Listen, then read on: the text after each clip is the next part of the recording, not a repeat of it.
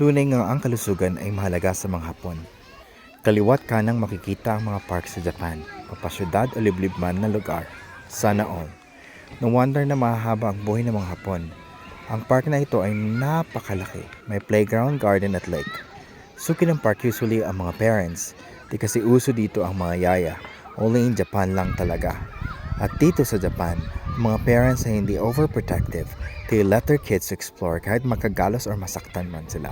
Kaya ang mga bata dito ay lumalaking independent. Mapapasana all ka na lang talaga.